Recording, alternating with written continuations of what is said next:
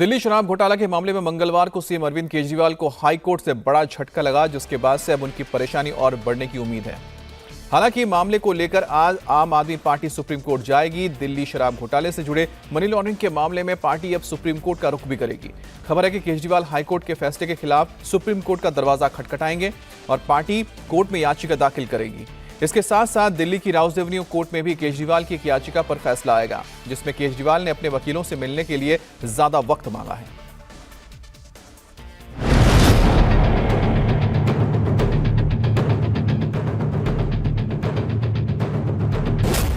High court से फटकार, अब सुप्रीम कोर्ट जाएगी दिल्ली सरकार।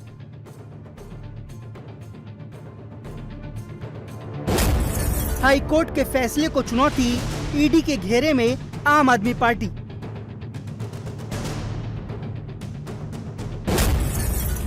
बुरे फंस गए केजरीवाल, दिल्ली में सियासी उबाल। दिल्ली हाई कोर्ट से याचिका खारिज होने के बाद अब सीएम अरविंद केजरीवाल की मुश्किलें बढ़ चुकी हैं, इसलिए वो आज ही सुप्रीम कोर्ट का रुख करेंगे।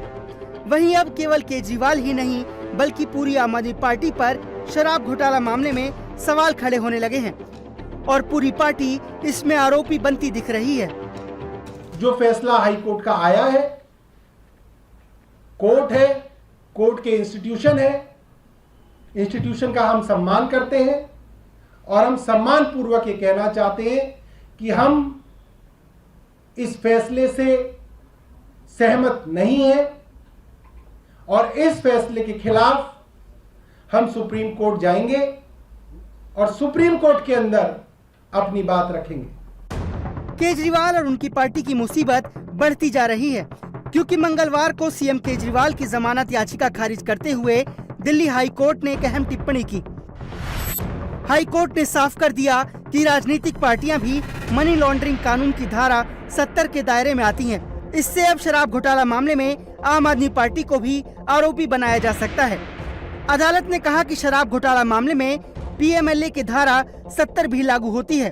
धारा 70 किसी कंपनी की ओर से किए गए अपराधों के लिए सजा का प्रावधान करती है, जिसके बाद अब माना जा रहा है कि ईडी इस मामले में आम आदमी पार्टी को भी आरोपी बना सकती है। आपको समझाते हैं कि इस मामले में धारा 70 कैसे आई। दरअसल ईडी ने आम आदमी पार्टी को कंपनी माना है। ईडी के वकील SV राजू ने बताया था कि सबूतों से पता चला है कि आम आदमी पार्टी ने रिश्वत के पैसों का इस्तेमाल गोवा में चुनाव प्रचार के लिए किया। मामले में आम आदमी पार्टी को फायदा हुआ और उसने अपराध किया। इस मामले में आम आदमी पार्टी व्यक्तियों का समूह है और पीएमएलए की धारा 70 दायरे में सिर्फ रजिस्टर्ड कंपनियां ही नहीं, बल्कि व्यक्तियों का समूह भी आता है। SV राजू ने दलील दी थी कि हो सकता है कि आप पूरी तरह से एक कंपनी ना हो, लेकिन आप व्यक्तियों का संघ है और इसलिए आम आदमी पार्टी एक कंपनी हुई। हाई कोर्ट की टिप्पणी के बाद पार्टी में टेंशन बढ़ गई है, क्योंकि कई नेता अभी ईडी के रडार पर हैं। ऐसे में खबर है कि पंजाब के सीएम भगवंत मान और आप सांसद संजय सिंह आज केजरीवाल से मुलाकात कर सकते हैं। ये मुलाकात तिहाड़ जेल में दोपहर 1 बजे हो सकती है। हालांकि मामले पर तिहाड़ जेल सूत्रों का कुछ और ही कहना है। मुलाकात के मामले में तिहाड़ जेल को मेल के जरिए एक लेटर जरूर मिला है, लेकिन इसका जवाब अभी तिहाड़ प्रशासन को देना है कि मुलाकात संभव है या नहीं, और अगर है तो वो कब। तिहाड़ प्रशासन इस मुलाकात से जुड़े सुरक्षा पहलुओं पर भी विचार करेगा, जिसके बाद मुलाकात का सही समय तय होगा। आज दिल्ली की Rouse avenue court Arvind Kejriwal की उस याचिका पर फैसला सुनाएगी जिसमें केजरीवाल ने अपने वकीलों से मिलने के लिए अतिरिक्त समय की मांग की है। केजरीवाल के वकील विवेक जैन का तर्क है कि दिल्ली के सीएम किसी राहत की मांग नहीं कर रहे हैं, वो सिर्फ कई अदालतों में उनके खिलाफ चल रहे मामलों के संबंध में वकीलों के साथ अतिरिक्त बैठक की मांग कर रहे हैं। दिल्ली हाई कोर्ट ने शराब घोटाला मामले में दिल्ली के चीफ मिनिस्टर की गिरफ्तारी को कानूनी तौर पर सही करार दिया है। मंगलवार को कोर्ट ने गिरफ्तारी को चुनौती देने वाली पिटीशन खारिज कर दी। हाई कोर्ट ने कहा कि केजरीवाल को गिरफ्तार करने के लिए ईडी के पास पर्याप्त आधार हैं। कोर्ट ने पेश किए गए सबूत, गवाहों के बयान और जांच रिपोर्ट देखी है। उसके हिसाब से केजरीवाल को गिरफ्तार करना सही था। कोर्ट ने यहां तक कह दिया कि कोर्ट कानून के हिसाब से काम करता है, राजनीति से कोर्ट प्रभावित नहीं होता। दरअसल केजरीवाल का कहना था कि चुनाव से पहले गिरफ्तारी की गई है, इसलिए ये राजनीतिक है। कोर्ट ने कहा कि केजरीवाल ने ईडी के समन को इग्नोर किया, जांच में सहयोग नहीं किया।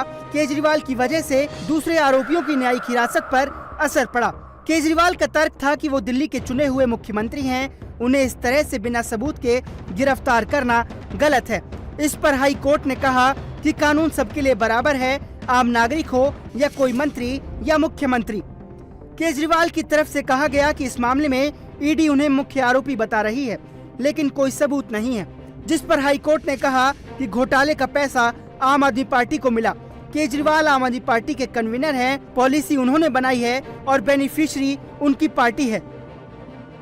राजनीति में हम जाते नहीं है, हम सिर्फ न्याय करते हैं। अप्रूवर की सत्यता, अप्रूवर की जो सत्यता को लेकर, जो उनके बयानों को लेकर सवाल उठाए जा रहे थे, उसको लेकर भी कोर्ट ने टिप्पणी की। उसमें क्या कोर्ट ने कहा कि एक आदमी को अगर अप्रूवर बनाना या नहीं बनाना वो कोर्ट का कार्य है, कोर्ट का कार्य है, ईडी का कार्य नहीं। गिरफ्तारी को लेकर भी कमेंट किया है। गिरफ्तारी जो है वो बराबर थी, गिरफ्तारी में कोई गलती नहीं हुई, ये भी कोर्ट ने कहा। हाई कोर्ट ने केजरीवाल के सारे तर्क खारिज कर दिए, तो आम आदमी पार्टी ने पूरे मामले को राजनीतिक साजिश बताया।